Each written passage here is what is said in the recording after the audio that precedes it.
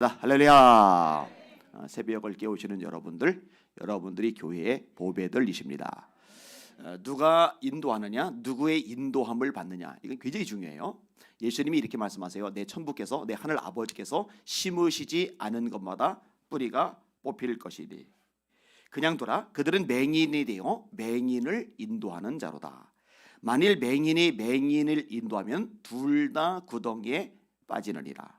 마태복음 15장 13절 14절 말씀입니다.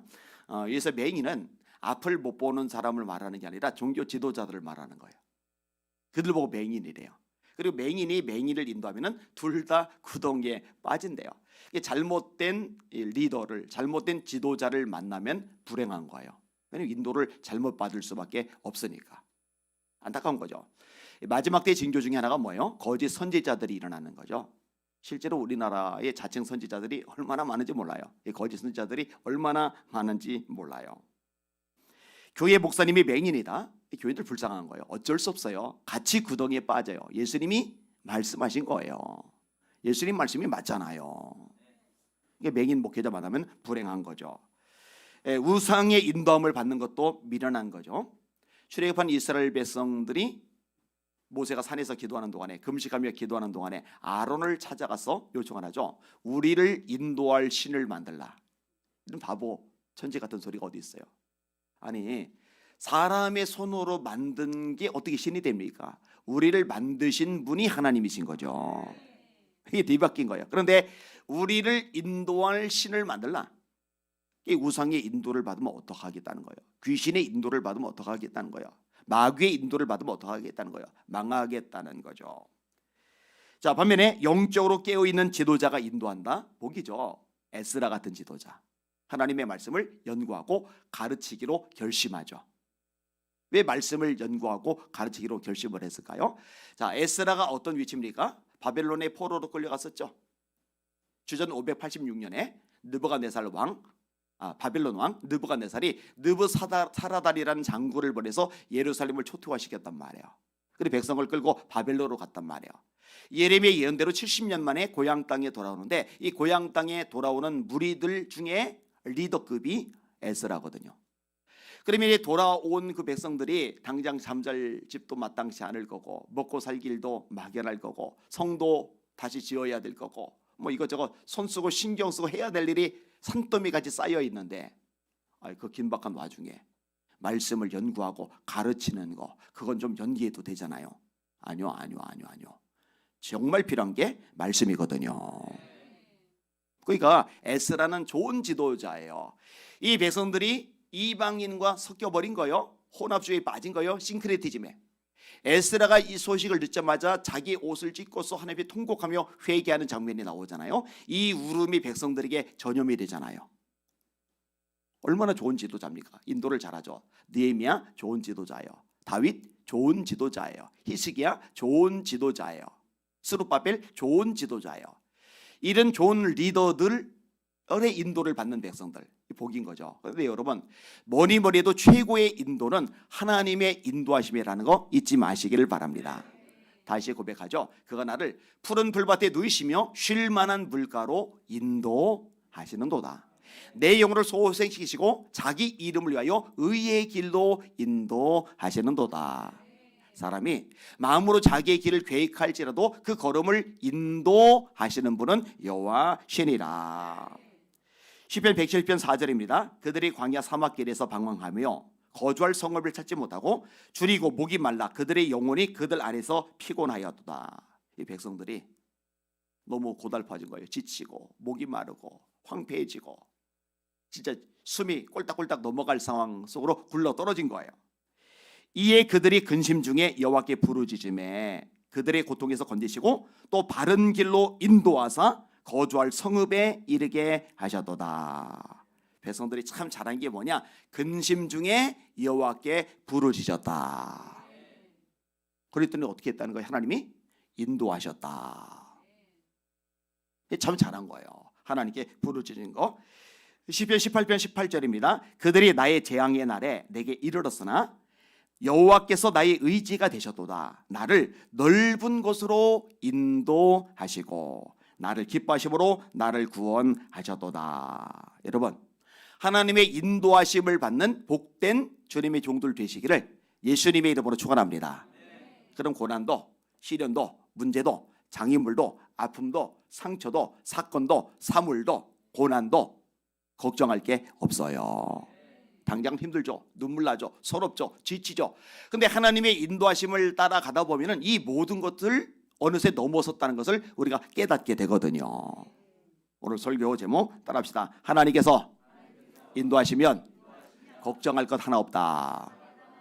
한 번 더. 하나님께서 인도하시면 걱정할 것 하나 없다. 자, 오늘 본문에 보면은요, 이스라엘 백성들이 드디어 출애굽을 했어요.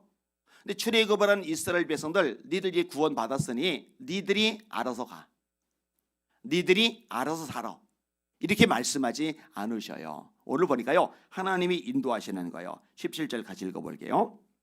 시작.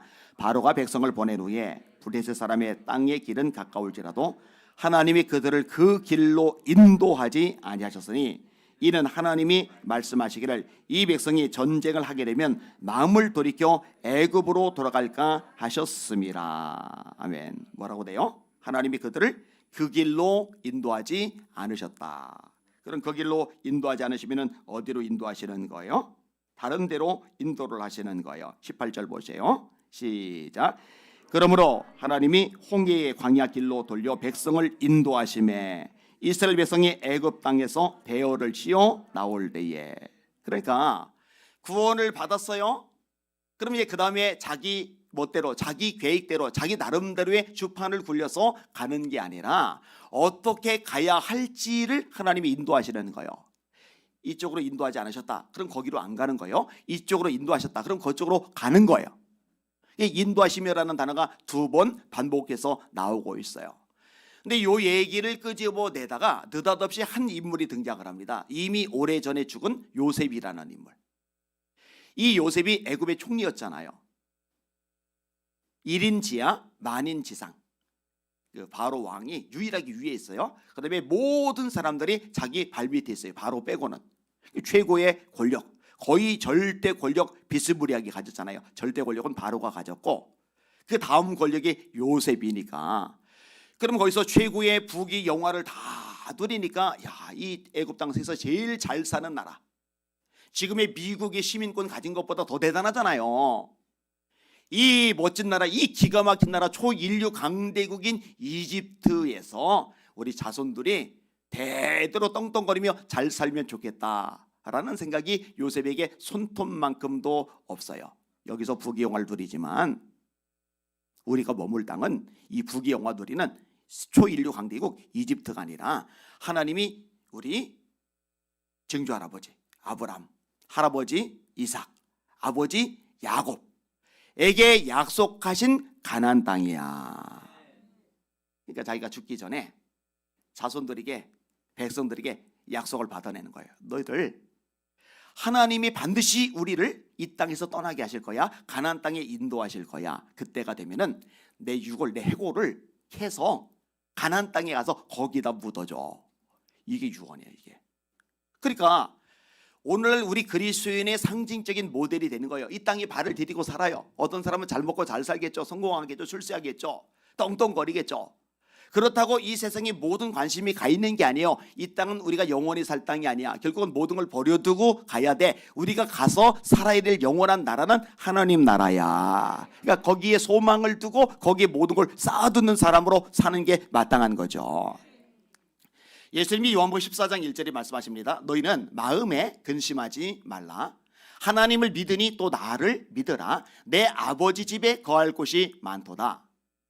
내가 가서 거처를 예비하면 내가 다시 와서 너희를 내게로 영접하여 나 있는 곳에 너희도 있게 하리라. 예수님이 승천하셨어요. 우리를 위해서 거처를 예비하고 계세요. 이게 다 마련이 되면은 다시 이 땅에 오신대요. 재림하신대요. 그리고 우리를 불러서 우리가 거처할 곳에 하나님 나라에 데려가신대요. 그럼 이렇게 하나님 나라에 데려가실 무렵에 이 땅에 쌓아오는 모든 것들을 바리바리 짊어지고 어깨에다 들러 메고 그리고 올라갑니까? 다 두고 갑니까? 다 두고 가잖아요. 뭐만 남는 거예요? 이 땅에 사는 동안에 하늘나라에 쌓아둔 것만 남는 거예요. 지혜로운 사람은 땅에 보물을 쌓아두지 않아요. 하늘에 보물을 쌓아둬요. 예수님이 말씀하셨죠. 너희 재물을 땅에 쌓아두지 말라. 조미나 동록이 먹는다. 너희 보물을 하늘에 쌓아두라. 거기는 조미 먹지도 않고 동록이 해하지도 않는다. 너희 보물이 있는 곳에 네 마음이 있느니라. 보물을 하늘에 쌓아두었으니 하늘에 우리 마음이 있잖아요. 근데 땅에만 잔뜩 쌓아두게 되면은 땅에 자꾸 관심이 가게 되거든요. 너희가 그리스도와 함께 다시 살리심을 받았으면 위의 것을 찾아라. 거기는 그리스도께서 하나님 보호자 우편에 앉아 계시느니라. 위의 것을 생각하고 땅의 것을 생각하지 말라. 우리 시민권은 하늘에 있는지라. 거기로부터 우리를 구원하시러 오시는 그리스도를 기다리나니. 이 초점이 다 위에 하늘에 맞춰져 있잖아요. 요셉이 참 대단한 거예요. 19절 같이 읽습니다. 시작. 모세가 요셉의 유고를 가졌으니 이는 요셉이 이스라엘 자손으로 단단히 맹세하게 하여 이르기를 하나님이 반드시 너희를 찾아오시리니 너희는 내 유고를 여기서 가지고 나가라 하였음이니라. 아멘. 자, 이 요셉 얘기가 나오더니 다시 하나님의 인도하심이 나와요. 자, 인도하지 않으셨다 이쪽으로, 그 다음에 인도하셨다 저쪽으로. 그리고 등장하는 게 불기둥과 이제 구름 기둥이에요. 이것으로 인도를 하시는 거죠. 자, 20절에서 22절을 같이 읽습니다. 시작. 그들이 숫곳을 떠나서 광야 끝 에담의 장막을 치니 여호와께서 그들 앞에서 가시며 낮에는 구름 기둥으로 그들을 인도하시고 밤에는 불기둥을 그들에게 비추사 낮이나 밤이나 질행하게 하시니 낮에는 구름 기둥 밤에는 불기둥이 백성 앞에서 떠나지 아니하니라. 아멘. 자, 낮에는 구름 기둥. 구름이 잘 보이죠. 하늘에 이렇게 구름이 떠있을 때 참 예쁠 때가 있죠. 멋일 때가 있죠. 또 귀기할 때가 있죠. 그러면 이렇게 쳐다봐요. 야, 이번 구름 특이하다. 특이하다. 근데 구름이 기둥으로 땅부터 하늘까지 쫙 이렇게 돼 있다고 봐요. 참 근사한 장면, 장관일 거예요. 그죠? 그걸 보고서 따라가는 거예요. 구름 기둥이 인도했다고 돼 있잖아요. 하나님이 인도하시는 거거든요. 그걸 이제 따라가는 거예요. 그러면 광야길을 한 번도 가본 적이 없어요. 가나안 땅이 어디 붙어 있는지도 몰라요. 왜냐하면 430년 동안 애굽에서 종살이를 하느라고 어디 여행을 가볼 기회가 없었거든요. 벽돌 굽느라고 인생 다 보냈거든요. 그런데 하나님의 인도하심대로 따라가니까 정확하게 갈 수 있잖아요. 그리고 낮에 광야 너무 더운데 구름 기둥으로 그늘 만들어 주시잖아요. 하나님의 배려. 밤에도 이동을 해야 되는데 밤에 구름 기둥이 뜨면은 그 당시에 뭐 가로등이 있는 것도 아니고 달이나 별이 없으면은 안 보여요. 광야에 뭐 도로가 잘 닦여 있는 것도 아니고 헛디디면 자빠지고 어디로 가야 될지 깜깜하고. 그런데 불기둥이면 어떻게 돼요? 환히 보이잖아요. 장관일 거예요. 장관. 생각을 해봐요. 쫙 하늘까지 뻗어 있는데 이게 불기둥이다. 이게 이렇게 가지고 환해 가지고 사방을 비친다. 얼마나 멋질 것 같아요. 그리고 광야는 밤에 춥거든요. 이 불기둥으로 하나님이 온기를 주세요. 요즘은 에어컨에 냉난방이 다 되잖아요. 하나님의 구름기둥이 냉난방이 다 되는 거예요. 다 되는 거예요. 낮에는 구름기둥, 밤에는 불기둥으로 인도를 하시는 거예요. 여러분, 이 광야를 지나가는 동안에요, 어려움이 없는 게 아니에요. 아말렉이 쳐들어와요. 출애굽기 17장이죠. 물이 없어요. 마라, 무리바. 뭐 이런저런 어려움이 많잖아요. 뭘 어떻게 먹고 살아요? 광야에서 농사 지을 수 없잖아요. 수확을 거둘 수 없잖아요. 음식을 해 먹을 여유 없잖아요. 이동 중에 어떻게 요리를 하고 음식을 마련하느냐고요. 그런데 하나님이 인도하시면서 필요하시니까 마라의 쓴물을 달게 하시고 무리에바의 반석에서 물을 내신단 말이에요. 아말렉을 이기게 하시고 만나를 먹이신단 말이에요. 필요한 고기를 위해서 메추라기를 내리신단 말이에요. 하나님이 인도하시니 인도하심을 따라가니 걱정할 거 하나 없더란 말이죠. 할렐루야. 백성들은 원망하고 불평하고 짜증나고 모세한테 덤벼들고 이럴 게 아니라 그냥 기도만 하면 돼요. 하나님께 간구만 하면 돼요. 그런데 간구와 기도를 선택하지 않고 원망과 불평을 선택한 게 치명적인 문제였던 거죠. 저와 여러분들 원망 선택하지 말고 불평 선택하지 말고 짜증내지 말고 하나님께 기도합시다. 간구합시다. 아무것도 염려하지 말고 오직 모든 일에 기도와 간구로 너희 구할 것을 감사함으로 하나님께 아뢰라. 그러면 모든 지각에 뛰어난 하나님의 평강이 그리스도 예수 안에서 너희 마음과 생각을 지키시리라. 그리고 하나님이 인도하심 따라 한 걸음 한 걸음 가다 보면 난관도 문제도 장애물도 시련도 고통도 아픔도 절망도 좌절도 다 통과했음을 깨닫고 감사의 찬양을 올리게 될 줄 믿습니다. 그리고 이런 과정을 통해서 나를 다듬으시는 하나님의 손길이 있음을 깨닫게 될 줄 믿습니다. 사실 사람이요 고집이 세요. 완고하단 말이죠. 강팍하단 말이죠. 그래서요 이 고난의 뱃돌 속에서 갈아지지 않으면요 자기 알갱이가 이 자아가 깨지지를 않아요. 하나님이 이런 걸 통해 우리를 갈아 엎으시기도 하시는 거예요. 그래서 성경은 말씀하죠. 내 형제들아 너희가 여러 가지 시험을 만나거든 온전히 기쁘게 여겨라. 이는 너희 믿음의 시련이 인내를 만들어내는 줄 너희가 알미라. 인내를 온전히 이루라. 이는 너희로 온전하고 구비하여 조금도 부족함이 없게 하려 함이라. 인도하심만 따라갑시다. 이왕이면 믿고 따라갑시다.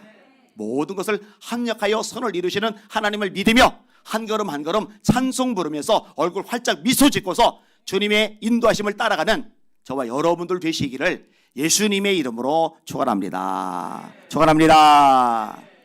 기도합니다. 하나님 저희들을 인도하여 주시옵소서. 주의 말씀은 내 발의 등이요 내 길의 빛이니이다.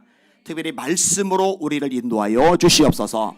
우리 사는 성도들 말씀을 읽고 듣고 공부하고 암송하고 묵상하고 늘 말씀을 가까이 함으로 말미암아 말씀의 인도하심을 누리게 하여 주시고 말씀의 인도하심을 따라 사는 사람의 복을 받아 하나님 앞에 간증할 수 있도록 사람 앞에 간증할 수 있도록 은혜 베풀어 주시옵소서. 영화를 활짝 열어 주시옵소서. 영의 눈이 열려질지어다. 하나님 한국교회 안에 하나님의 말씀에 든든히선 말씀만 있는 그대로 선포하는 주의 종들이 많이 일어나게 하여 주시옵소서. 맹인이 맹인을 인도하면 둘 다 구덩이에 빠진다고 예수님이 말씀하셨는데 하나님 자기 생각, 가치관, 인생, 개통, 철학, 사상, 이념, 경험, 교훈 가지고 인도를 하면 소경입니다. 맹인입니다. 둘 다 구덩이에 빠집니다. 하나님 오직 말씀으로 성도를 인도하는 주의 종들이 많아지게 하여 주시옵소서. 신학교들마다 잡동사니 집중하지 말게 하시고 말씀을 심어주게 하여 주시옵소서. 이 대한민국도 말씀의 인도함을 받는 나라 되도록 축복하여 주시옵소서. 윤석열 대통령 새로 선출이 되었는데 잡동사니 따라가지 말고 무속 따라가지 말고 하나님 따라가고 말씀의 인도하심을 받는 대통령 되도록 지혜를 주시옵소서. 감사합니다. 예수님 이름으로 간절히 기도함나이다. 아멘.